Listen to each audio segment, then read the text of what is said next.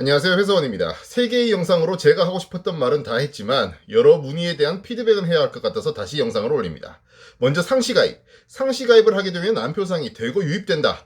그런데 얘네들도 돈을 내니까 빅히트가 돈만 벌려고 안표상 유입되는 거 그냥 두는 거 아니 더 늘어나도록 하는 거다. 그러니까 상시가입 철회하라는 팬들이 있습니다. 일리 있어 보이죠? 네, 제가 봐도 그럴 수 있을 것 같습니다. 그런데 제가 말씀드렸던 게 뭡니까? 빅히트 자회사인 BNX가 위플리 위버스 만들고 머스터 때부터 빡세게 본인 확인하고 이게 안표 근절을 위한 것이다라고 말씀드렸죠. 이게 무슨 뜻이냐 하면 빅히트는 자신이 있는 것 같습니다. 안표상이 더 늘어나더라도 활개치지 못하도록 할 방법을 마련해 둔 것 같습니다.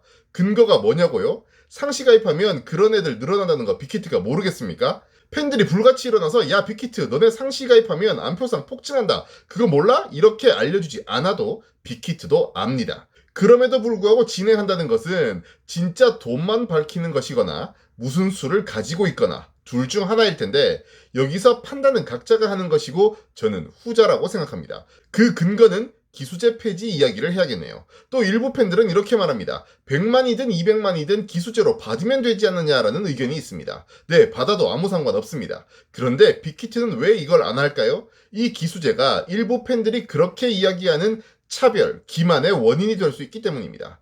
기수제가 남아있는 상황에서 팬클럽 가입 기간이 끝났다고 생각해 봅시다. 10월쯤 팬이 된 사람도 있다라고 생각해 봅시다. 10월에 팬이 된 사람은 1월에 팬이 된 사람보다 방탄을 덜 좋아하는 사람입니까? 더 오래 좋아한 사람은 될 수 있지만 더 많이 좋아한다라고는 말할 수 없습니다.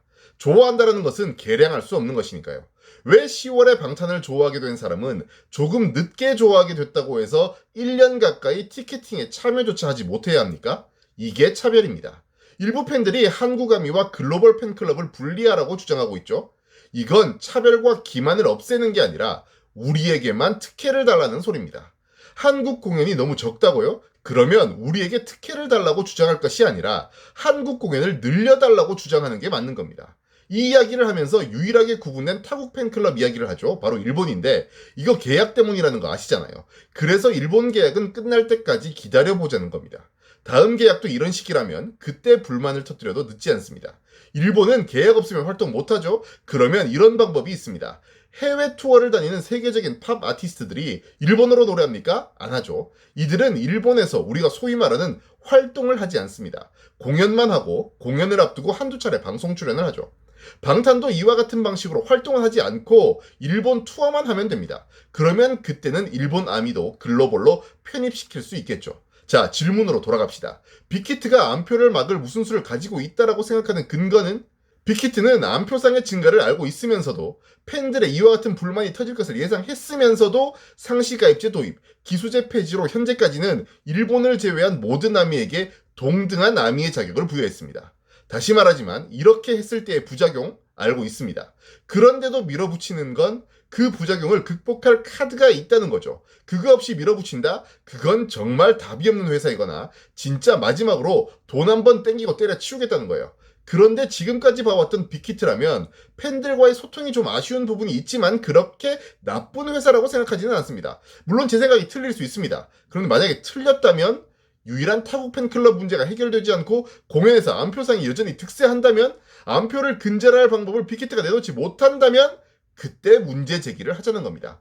아직 발생하지도 않은 일을 가지고 열심히 하려는 회사 발목 잡지 말자고요. 그리고 세 번째 영상 제목과 썸네일이 자극적이었죠. 자극적으로 쓴 이유가 있습니다. 그 영상 말미에 멘트들 굉장히 선동하는 말투였죠. 그런 이유가 있습니다. 제가 지난 영상에서도 이번 영상에서도 빅히트를 굉장히 옹호하고 있죠. 그럼에도 불구하고 빅히트는 기업이라는 걸 강조하고 싶었습니다. 기업은 무조건 회사와 주주의 이익이 가장 우선입니다. 제가 회사를 믿는다고 말씀드렸지만 저는 완전히 믿진 않습니다. 언제든지 나의 뒤통수를 칠 수 있다는 생각도 가지고 있습니다. 나중에 후회하지 않으려면 여러분들도 빅히트는 나쁜 회사, 빅히트는 좋은 회사라는 이분법적이고 감정적인 생각보다는 빅히트에 대해서 이렇게 생각하고 있지만 반대로 행동할 수도 있다는 생각을 가지셨으면 좋겠습니다. 뒤통수를 맞는다면 상처도 덜 받고 어떻게든 빠르게 마음을 추스를 수 있게요. 어제 위버스 총공을 보면서 재밌기도 하면서 안타까웠습니다. 생각보다 총공이 좀 약했죠. 왜 그럴까요? 제가 지금까지 말씀드렸던 것처럼 아직 적절한 때도 아닌데다가 빅히트의 현재 정책에 대해서 다양한 생각들이 존재하는 상황이면서 그 방법도 좋지 못했기 때문입니다. 사실 아티스트가 함께 상주하는 공간에 그런 공격을 하는 것은 아주 나쁜 방법이었습니다. 다시 말씀드리지만 아직 때가 아닙니다. 빅히트에 대한 비판은 아미의 우려를 회사가 전혀 해결해주지 못하는 것이 확실해졌을 때 올바른 방법으로 해야 효과를 거둘 수 있습니다. 물론 빅히트가 일을 잘해서 그런 순간이 오지 않는 것이 가장 좋겠죠. 꼭 그랬으면 좋겠습니다. 고맙습니다.